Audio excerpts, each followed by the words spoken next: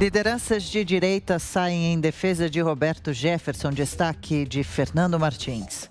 Um encontro organizado pela vice-presidente do PTB, Graciela Nienov, uniu lideranças de direita em ato pró-Roberto Jefferson, presidente do partido, preso semana passada por determinação do ministro Alexandre de Moraes, do STF.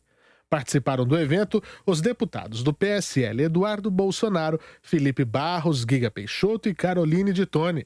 Graciela disse que não é possível calar diante do que ocorre e disse que a legenda está aberta para receber o presidente da República, Jair Bolsonaro. Otávio Facuri, líder da legenda em São Paulo, participou do programa Os Pingos nos Is de ontem. Ele estava na Costa Rica, onde foi pessoalmente entregar uma denúncia contra o ministro Alexandre de Moraes à OEA, a Organização dos Estados Americanos, para contestar a prisão de Jefferson.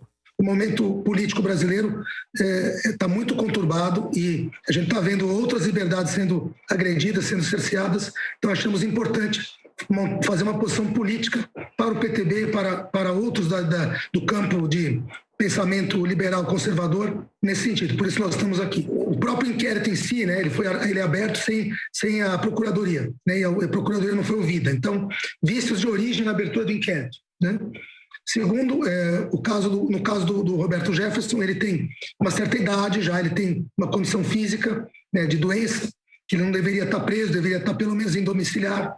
Então, dentre outras, essas são as... A terceira seria, no caso, inclusive, já foi inclusive mencionado até por juristas que são de esquerda e apontam a prisão como ilegal, é o fato dela ela não contém materialidade. Depois do ato, Graciela publicou um bilhete assinado por Jefferson, onde ele diz estar nestes dias lendo, jejuando, orando e aumentando sua intimidade com Deus Pai. É lógico que essa prisão do Roberto Jefferson sempre causa muita polêmica e muita controvérsia, e o pano de fundo é um debate sobre os limites da liberdade de expressão. Os bolsonaristas acreditam que não há limites para a liberdade de expressão, que eles podem falar o que quiserem, mas há, e eles estão definidos na Constituição e tipificados no Código de Processo Penal. Quando Alexandre de Moraes manda prender Roberto Jefferson, note, a pedido da Polícia Federal, não foi uma decisão do ministro, foi atendendo a um pedido da Polícia Federal, ele tipifica ali, ele elenca uma série de crimes que podem ter sido cometidos, como injúria, calúnia, difamação, associação criminosa, denunciação caluniosa, e o presidente do PTB, Roberto Jefferson, é reincidente na prática do crime, e a reincidência nessa prática delitiva é justamente uma das bases para a prisão preventiva. Desde 2020, ele tem sido alvo de mandados de busca e de busca e apreensão do Supremo Tribunal Federal, justamente por não só divulgar impropérios contra os ministros do Supremo, ameaçá-los, mas também ameaçar a ordem democrática, até com crimes que eram estabelecidos agora na Lei de Segurança Nacional, recentemente revogada pelo Congresso Nacional. Então, são crimes, por exemplo, de ataques à democracia, quando ele fala que vai invadir o Senado, que os ministros do Supremo Tribunal Federal precisam ser destituídos, todos eles, não há base legal, não há base constitucional. Pela via legal, não é possível fazer isso, o nome disso é golpe. E quando o Supremo toma essa iniciativa, ele põe um limite, ele delimita no chão, marca no chão um limite para até onde essa liberdade de expressão, que não pode ser confundida com ataques à democracia e ataques à honra, à difamação, à injúria das pessoas, pode ir. É isso que o Supremo, é nessa luta que o Supremo está agora. E as fake news tornaram-se uma ferramenta para atacar, para desestabilizar as instituições e a democracia. Então, a gente tem uma delegada da Polícia Federal, a Nenice Dias Ribeiro, que está mergulhando em todo esse esquema, esse método da organização criminosa de aliar fake news aos ataques à democracia, e isso tem um núcleo de financiamento, tem um núcleo de produção, de divulgação de conteúdo e tem um núcleo político, segundo essa investigação da Polícia Federal,